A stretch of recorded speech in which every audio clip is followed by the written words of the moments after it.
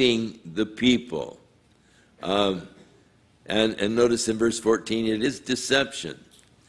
It's interesting that when Moses came to the Pharaoh to demand the release of the children of Israel from Egypt, that he began to show signs to them, miraculous signs.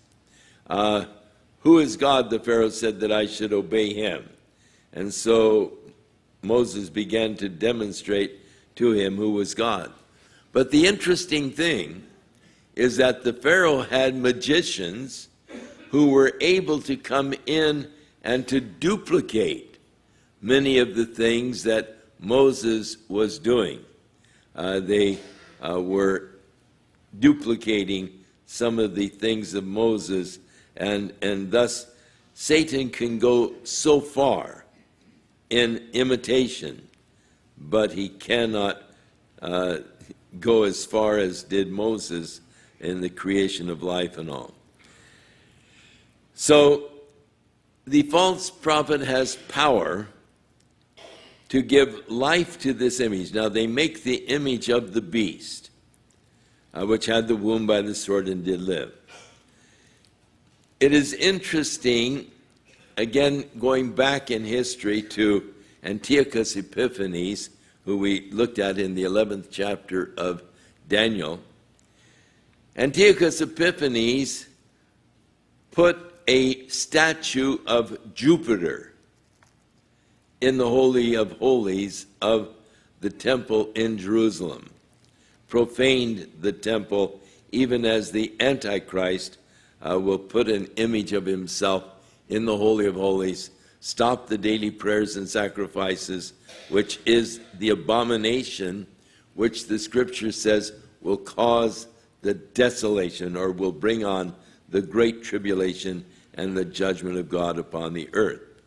And so Antiochus Epiphanes, as a forerunner, you might say, to the Antichrist, doing many of the things that the Antichrist will do, he then offered a sacrifice on the altar of a pig, just to desecrate the altar in the temple.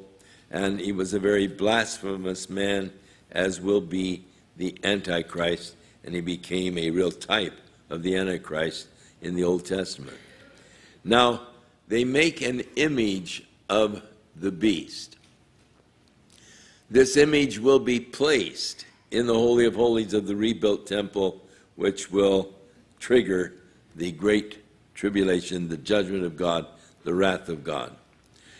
They have power to give life unto the image of the beast, that the image of the beast should both speak and cause that as many as would not worship the image of the beast to be killed. Now, a word to you who sort of say to all of these things, oh, I don't believe it, that's really not going to happen. I really don't believe the Bible. I think that it's just stories that men made up, and, you know, it's just a lot of fiction. A word to you. When this does happen, and unfortunately you'll be here if you survive this long, but when it does happen, they have power to put to death those that refuse to worship the image of the beast. Power to put them to death. Let me just highly recommend, don't worship the image of the beast. Let them put you to death. You'll be much better off. Back in the opening of the fifth seal, John sees this great number of people who are saying, "How long, O Lord, holy and true, till you avenge our blood upon those who are upon the earth?" People who will be martyred during this period of time for the testimony that they hold to, their refusal to worship the beast, their refusal to worship the image of the beast, and are put to death. They will be there in heaven, first of all, under the altar, waiting for their full number to be complete. They're given white robes, told that they should wait a little season until the full number was completed, and then they would be brought in. In the 7th chapter of the book of Revelation, they are brought in. Their number now complete. And John sees this great number of people in heaven. And the elder said to John, "Who are these? Where did they come from?" And John basically said, "I don't know. Who are they?" And the answer was, "These are they that came out of the great tribulation, who have washed their robes white in the blood of the Lamb, and who were slain for their testimony." So they will be able to come in. Now, it would seem that after the church is raptured and your eyes are open and you realize what a horrible mistake you made, that there will still be opportunity to be saved. Now, I say that with the knowledge that there are those like Lindsay who believe that if you reject Jesus now, there will be no chance for you after the rapture of the church. I don't necessarily go along with Hal on this, but I would have to confess I can't say with a surety that you will be saved. Hal uses the scripture that when the Antichrist comes, he will deceive those who had not the love of the truth. God will give them a strong delusion where they'll believe a lie rather than the truth because they didn't have the love for the truth.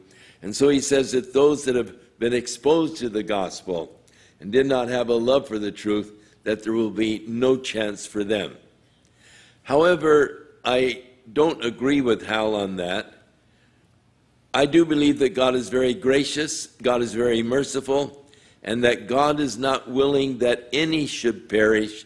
And I believe that if a person is foolish enough to not see the truth of Christ now, that when the church is raptured, you've heard enough, you know enough of what's going on, that you'll know that the Bible is true, that these things that have been predicted are coming to pass before your very eyes.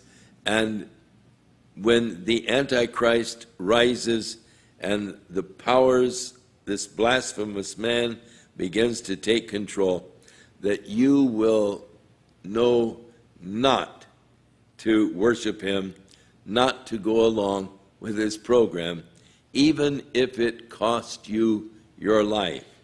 Those that were slain for their testimony under the altar ultimately get to come in. But hard way to go. And I often say to people, look, if you want to go the hard way, you can, but sort of stupid. You know, what an easy way to go now, just believing on the Lord, following him, and, you know, you're in good shape. But to just put it off, to doubt it, to challenge it, it will happen.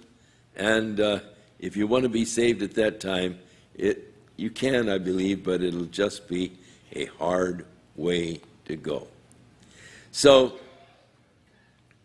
he causes as many who will not worship the image of the beast to be killed, and he causes all, both small and great, rich and poor, free and bond,